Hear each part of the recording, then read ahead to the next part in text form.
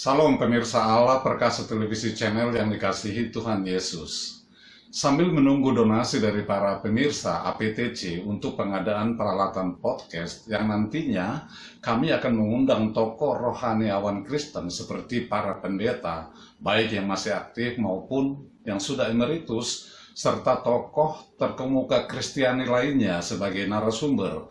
Kami akan menayangkan serial 100 tokoh di Alkitab atau 100 Profiles of the Bible.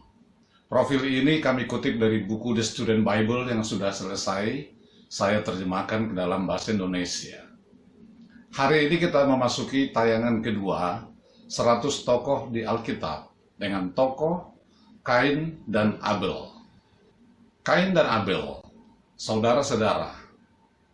Orang tua mereka memulai pembangkangan terhadap Allah tidak lama berselang sebelum Kain berdosa atas kesimpulan logikanya.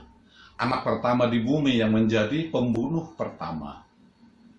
Kain dan Abel adalah saudara yang bermusuhan pertama di bumi.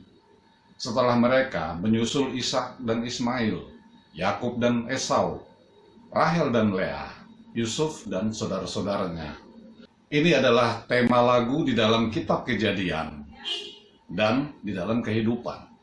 Persaudaraan saudara memiliki waktu yang sulit untuk saling cocok, bahkan bisa menimbulkan persaingan yang sengit.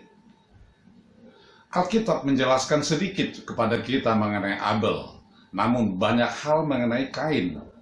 Ini membuat perasaan menjadi sedih, karena sebagai orang berdosa, kita lebih banyak melihat diri kita pada Kain dibandingkan pada Abel. Kain lebih banyak mengandalkan emosi dalam setiap tindakannya. Pembunuh pertama, mempertahankan diri, dan akhirnya malu. Atas kejahatan besar Kain, Allah menghukum sekaligus melindungi Kain. Ia harus meninggalkan rumah untuk hidup mengembara seumur hidupnya. Dan Allah menyiapkan perlindungan secara terukur. Tanda kutip, tanda pada Kain. Anda bisa baca di kitab Kejadian pasal 4 ayat 15. Anak-anak Kain juga mengambil pola kemanusiaan dalam hidup mereka. Campuran antara kebaikan dan keburukan. Di satu sisi, sebagai musisi, pekerja logam dan petani, mereka membantu pekerjaan sipil dunia.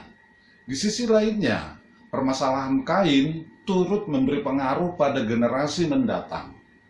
Manakala Kain merasa bersalah atas kejahatan dan hukumannya, keturunannya Lamek berbangga atas pembunuhannya sendiri.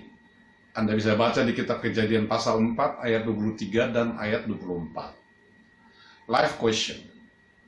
Yang manakah tanggung jawab Kain terhadap Allah? Murka, pembelaan diri, ketakutan, dan malu. Apakah Anda dengan mudah menemukannya? Salam.